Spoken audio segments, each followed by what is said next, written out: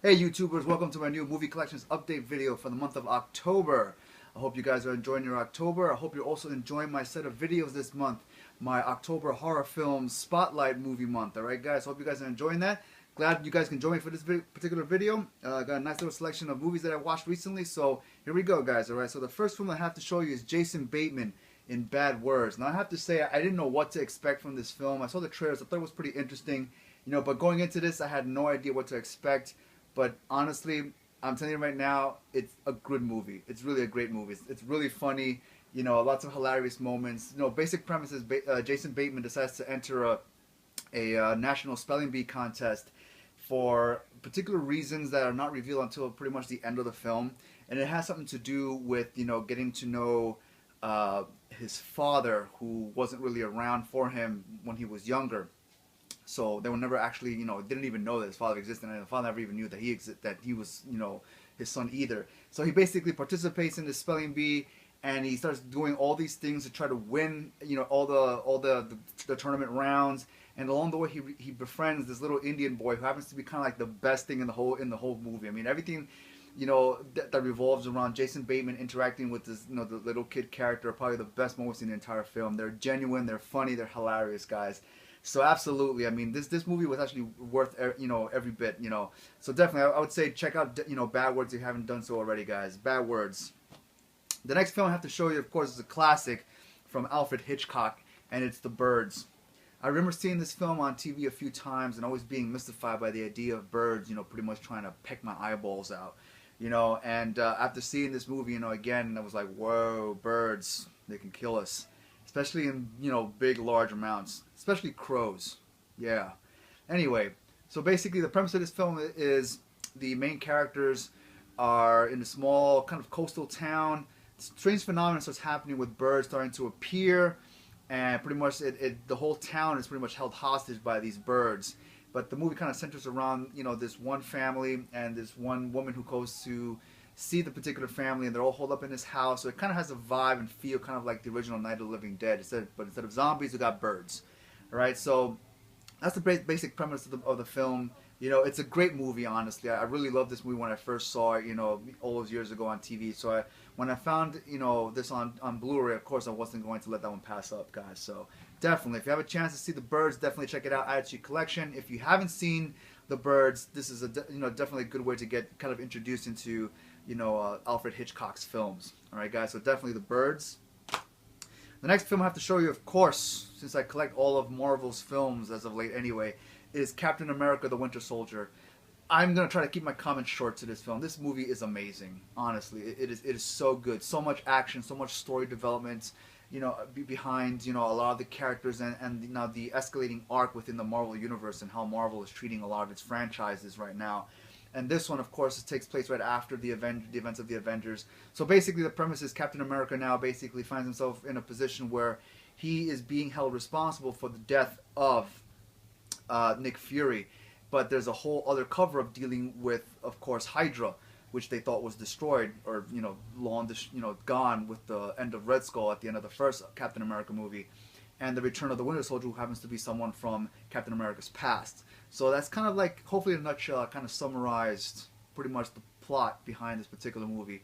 But it's so good, guys. The visual effects, the storyline behind this, the development leading into what will be the future Marvel films, probably going on with Captain America 3. This movie's a lot of fun. It was so much fun watching Scarlett Johansson's character, of Black Widow really develop full swing in this movie right here. So definitely, guys, if you haven't seen this movie, definitely check it out. It's worth it. If you have seen it, of course, get it, own it, put it to your collection. All right, guys, definitely Captain America: The Winter Soldier. So much fun, guys. Really a lot of fun with this movie.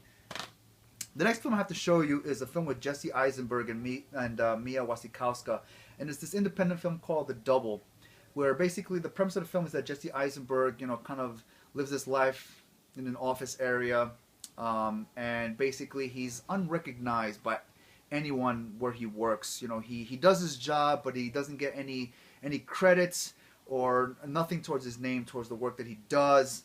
And then he's trying to impress, Mia's character, who works in the copy, department area, and he's kind of having like a rocky time trying to, get together with her.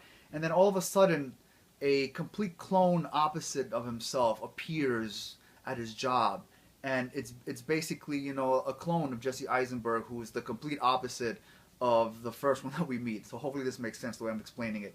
But I'm gonna get to a, you know, a quick way of being able to kind of make a connection with this movie to something, another film that all of you may be familiar with. But so basically, you know, the whole film basically just follows, and it's kind of like a character study of sorts, where you see Jesse Eisenberg, the Jesse Eisenbergs, you know, pretty much interacting with each other, and how one tries to help the other to try to get the girl, at the same time trying to, you know, take credit for certain things at work, and of course they run into conflicts, and that leads into this whole spiraling debacle of, you know, craziness and madness. Because this is a bit of a dark comedy to begin with, anyway.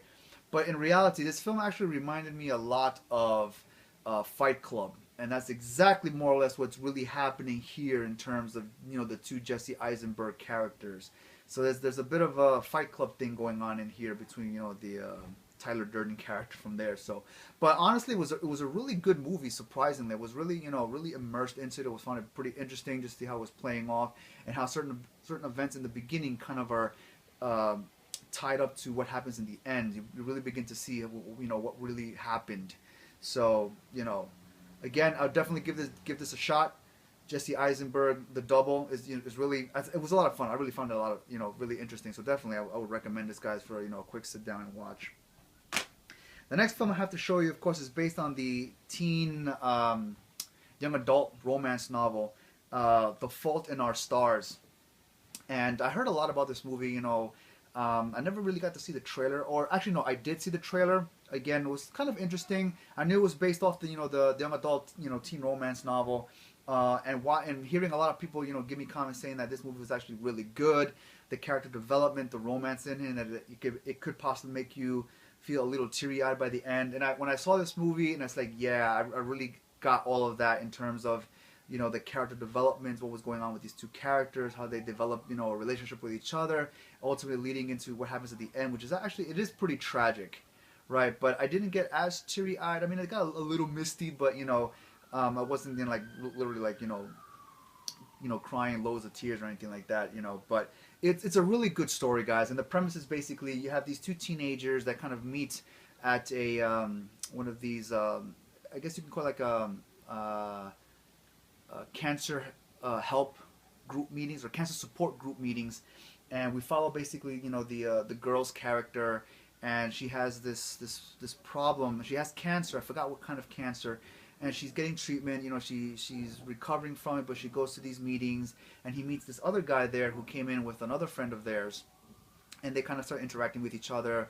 They get really close. They, like I said before, they form, you know, a really strong bond relationship, and they have this common thing, you know, about trying to meet this writer out, you know, in Europe. And they go, they end up, you know, something happens over there. But then the real thing that is discovered there is that the guy also has a particular problem also with another version of cancer as well. And that kind of really, you know, pretty much just sets up the second half of the film, where you see the two characters trying to struggle with, you know, the problem that they both have, especially with one of the characters. So, and it's really tragic when you basically see everything and how it's kind of leading towards what you ultimately becomes the end. And it is tragic when you look at it in, you know, in retrospect. So hopefully I was able to kind of summarize, you know, the plot of this movie in that way. So hopefully it made sense. For those of you that saw it, you know what I'm talking about. For those of you that haven't, you know, it's really a great film. You know, I would definitely, you know, check it out. It's really good. You know, the characters, the acting, you know, the script that was written behind this, you know, it was really good all around. So I definitely say check it out. The Fault in Our Stars is really, you know, really great movie. And the last film that I had to show you, of course, if you've seen, you know, my last movie spotlight review film, you know what this is. So I'm going to keep my comment short on it. And it is Gareth Edwards' Godzilla.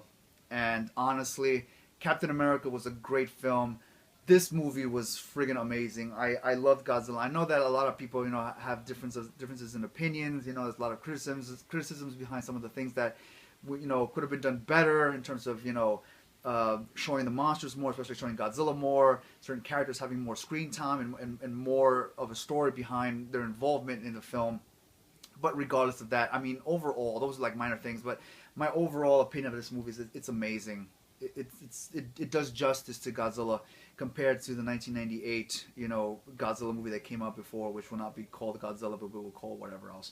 Anyway, but honestly, guys, if you've seen my previous, spotlight review on this film, everything that I had to say in there is pretty much what I'm, not saying right now because I've said enough on it. This is a great movie. It's fantastic. It's really worth, everything, especially for all of you that are Godzilla fans and kaiju movie monster, fans. This is definitely something that you should, definitely check out and add to your collection, guys. So, absolutely, Gareth Edwards Godzilla, guys. All right?